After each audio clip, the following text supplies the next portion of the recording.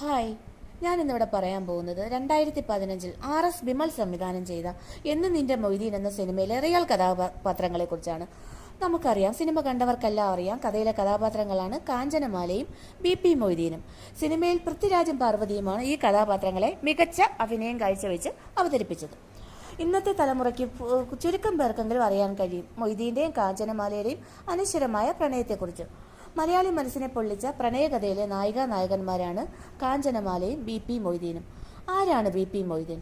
1931 കോഴിക്കോടിനടുത്തുള്ള മുക്കത്തായിരുന്നു അദ്ദേഹത്തിന്റെ ജനനം. കോഴിക്കോട് ജില്ലയിലെ കിഴക്കൻ മലയോര പ്രദേശമാണ് മുക്കം. ഈ നാടിനെ നെടുവെ പിളർത്തി ഒഴുകുന്ന ഇരുവഞ്ഞിപ്പുഴയിലാണ് മൊയ്തീന്റെ അവസാന ശ്വാസം നിലച്ചത്. 4 പതിറ്റാണ്ടുകൾക്ക് മുമ്പാണ് മൊയ്തീൻ വിടവാങ്ങിയത്. വ്യത്യസ്ത മതക്കാരായിരുന്ന കാഞ്ചനയും മൊയ്തീനും ജീവനതുല്യം സ്നേഹിച്ചിരുന്നു. തങ്ങളുടെ അവസാന ശ്വാസം വരെ ഒരുമിച്ച് ജീവിക്കാൻ തീരുമാനിച്ചിരുന്നിട്ടും കാഞ്ചനയും മൊയ്തീനെയും വിധി വേർപിരിച്ചു. ഇന്നും മൊയ്തീനെ മനസ്സിൽ ചിന്തിച്ചും ആരാധിച്ചും മൊയ്തീന്റെ വിധവയായി കഴിയുകയാണ് കാഞ്ചനമാല. കാഞ്ചനമാലയുടെ വർഷങ്ങളായുള്ള സ്വപ്നങ്ങൾ 5 വർഷം മുമ്പ് 80 ലക്ഷത്തോളം രൂപ ചെലവിട്ട് BP മൊയ്തീൻ സേവാ മന്ദിരം യാഥാർത്ഥ്യമാവുകയും ചെയ്തു. ഇന്നും നമുക്ക് ഓർമ്മയുണ്ട്, സിനിമ കണ്ടവർക്കെല്ലാം അറിയാം സിനിമയിലെ പാട്ട്. എന്നിലേ എന്നിലാൽ പടച്ച പെണ്ണെ, എന്നിലേ എന്നിലാൽ പടച്ച പെണ്ണെ, മുക്കത്തെ മണ്ണിലായി പിറന്ന പെണ്ണെ.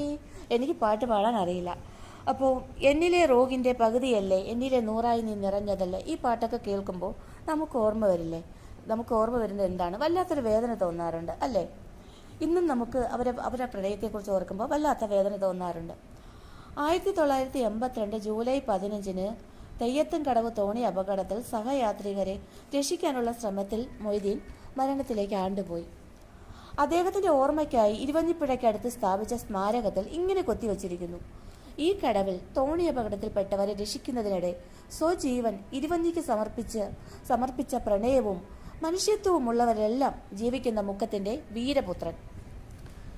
അപ്പോൾ മൊയ്തീന്റെ മരണത്തെക്കുറിച്ച് കാഞ്ചനമാലയോട് ചോദിച്ചപ്പോൾ കാഞ്ചനമാല പറയുന്നത് ഇങ്ങനെയാണ്: മൊയ്തീനെ ചതിച്ചതാണോ എന്ന് പലരും സംശയിച്ചിരുന്നു.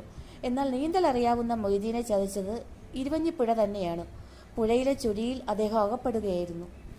മൊയ്തീന്റെ മരണശേഷം മറ്റൊരാളെ ഇതുവരെ പ്രണയിക്കാൻ തോന്നിയിട്ടില്ലേ എന്ന ചോദ്യത്തിന് അവരുടെ മറുപടി ഇങ്ങനെയായിരുന്നു: മൊയ്തീനെ മറന്നിട്ട് വേണ്ടേ മറ്റൊരാളെ സ്നേഹിക്കാൻ? ഞാൻ മരിക്കുമ്പോൾ മാത്രമേ മൊയ്തീനോടുള്ള എൻ്റെ പ്രണയം അവസാനിക്കൂ. അടുത്ത ജന്മത്തിലെങ്കിലും ആയുഷ്കാലം ആ കാഞ്ചനമാലയുടെയും മൊയ്തീന്റെയും പ്രണയം പൂവണിയട്ടെ എന്നാശിച്ചുകൊണ്ട് നിർത്തുന്നു.